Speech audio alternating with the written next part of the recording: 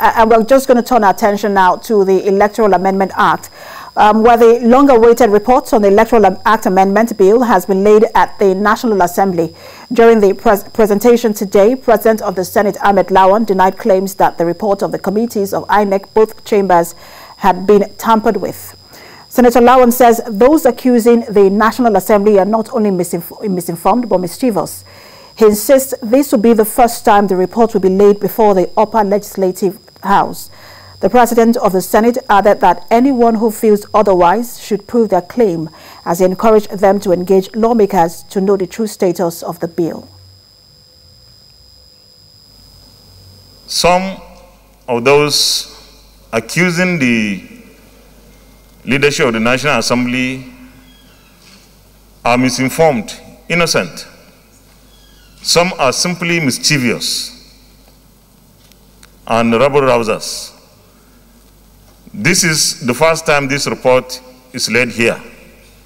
And this report of the committee, this is the decision of the Committee on INEC, and therefore whatever will be discussed or considered about the Electoral Act Amendment Bill will be on the basis of what has been presented to the Senate here. Director General, Center for Credible Leadership and Citizens Awareness, Dr. Wambu Gabriel, joins us from our Abuja studio for more on the Electoral Act Amendment Bill. Good to have you join us, Dr. Wambu. Thank you so much for having me. Good afternoon. So let's pick it from where the lawmaker left it off. I don't know if you heard everything he said.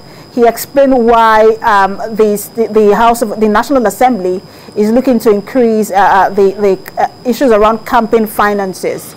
He also talked about why right now we cannot have a perfect electoral act. I just want to get your response to the statement he made.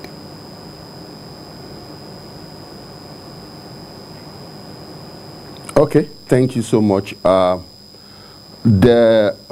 now, the leadership of the Senate has refuted the accusation that they have tampered with the Electoral Act Amendment Bill. Three key issues are in major contest here. We have clause of 50 subsection 2. You have clause 65. And then clause 88. You see, for section 50 subsection 2, that tends to said to have been adjusted to the effect that INEC can no longer transmit results electronically. You know, it becomes humorous, rather. I would say it is humorous, but it is a clandestine act. If it is true, really, because what we are talking is that we are looking at INEC that is transparent, INEC that can deliver on elections.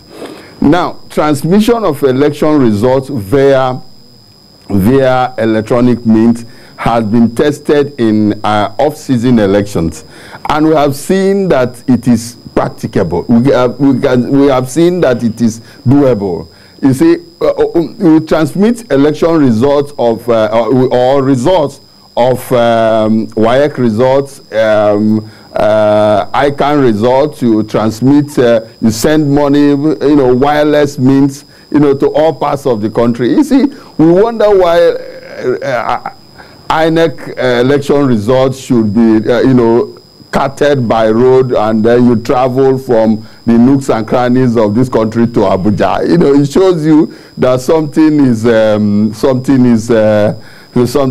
people who, or some legislators, a few of them though, who are not people inclined in terms of their activities in the National Assembly, are trying to circumvent the laws so that they can always write results and carry it the way they used to. But it's not going to be. I want to stay on the point that you just raised, if you permit me to come in. While the Senate President has refuted his claims, if you listened to the question our correspondent asked him, he did not deny the claims, he did not refute them. He seems to be alluding to the fact that there have been some things that have been tampered with when he answered the questions on campaign finances. Let's talk about the fact that it looks like sometimes when we have bills, and this is what we're expecting, but the results sometimes coming from the National Assembly seems to be a different one, like what we're seeing now with the PIB as well. How do we resolve those kinds of issues? You see, the National Assembly needs to be seen to be transparent by all Nigerians. In all sincerity, if you are about to pass the Electoral Act Amendment Bill, and up till now, we as Nigerians are not privy to it. We have not even seen the document to be sure whether it has been adjusted. It shows you that naturally one would think that there is something foul about it. The normal thing to do really is for Nigerians to actually peruse, for us to see. It should be placed in the public domain to know whether it has been tampered with or not. You know, it's a simple thing. Okay, so why we insist that, for example, if we say really, if the bills, the spending limits has been increased for presidential election from 1 billion naira, for instance, to 15 billion, that is 1,500% increase. It means you want it to be for money bags. It means you want it to be the highest bid that takes everything.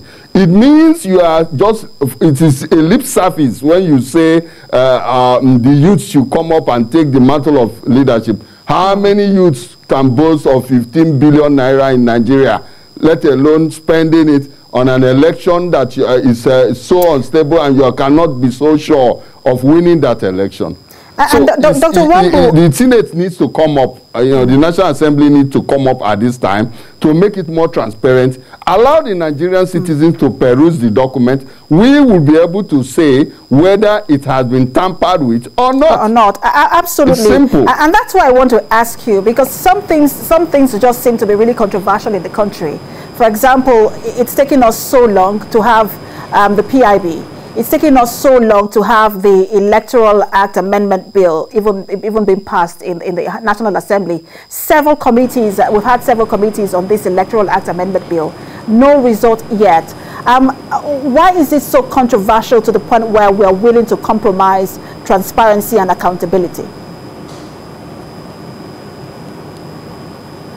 That is ironical, because what is expected is that people that are representing Nigerians in the National Assembly should enact laws that are people-oriented.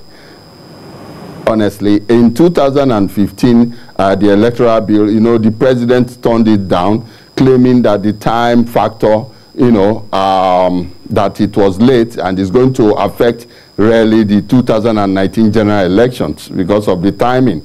Okay, we say no. Right now we have enough time.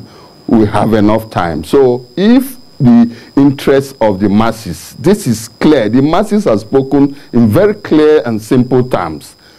We want it done our way. In fact, we are paying you salaries for being our representatives. So you must do our bid. And why are some people trying to circumvent it? You see, leadership is not about occupation of very